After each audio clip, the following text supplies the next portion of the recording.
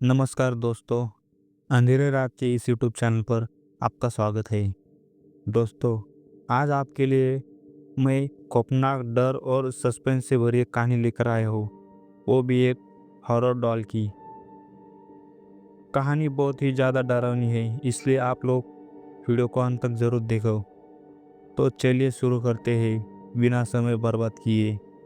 यह कहानी भारत के महाराष्ट्र राज्य में घटी एक घटना पर आधारित है। कहानी शुरू होती है 1990 में। उस समय राजेंद्र कुलकर्णी नाम का एक लेखक जो बच्चों की कहानियाँ लिखते थे, महाराष्ट्र के एक छोटे से गांव में रत्नागिरी में रहते थे। राजेंद्र एक दिन अपने खेतों के पास टहल रहे थे, तभी उनकी नज़र अजीब सी गुड़िया पर पड़ी। वो गुड़िया उन्होंने अपने गांव में पहले कभी नहीं देखी थी। वो उसे लेकर घर आए और अपनी बेटी सावित्री को दे दी।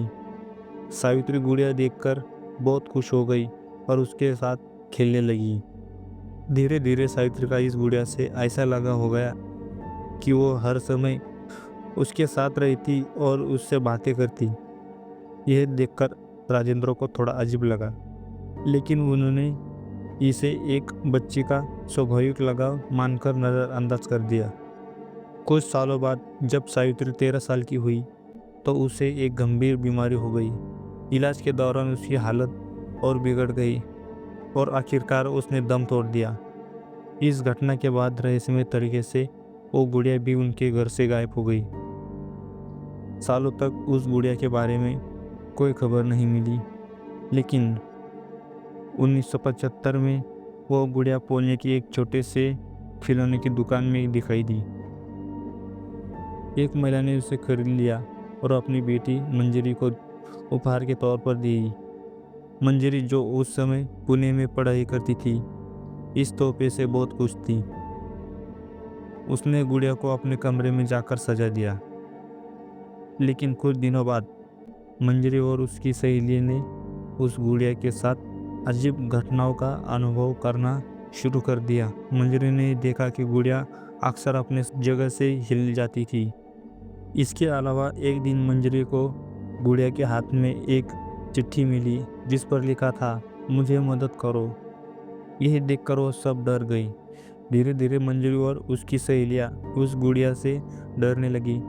मंजरी ने यह बात एक तांत्रिक को बताई, जिसने कहा कि उस गुड़िया में एक बुरी आत्मा है।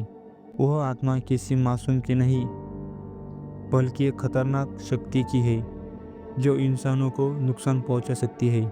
आखिरकार एक मशहूर पुलिस विनायक देशमुख को ये मामला सौंपा गया। उन्होंने उस गुड़िया को कब्जे में ले लिया और उसे एक विशेष कांच के बॉक्स में बंद कर दिया।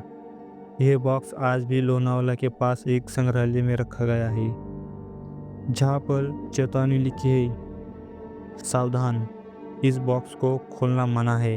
यह कहानी आज भी महाराष्ट्र के कई हिस्सों में सुनाई जाती है और लोगों के दिलों में एक डर पैदा करती है।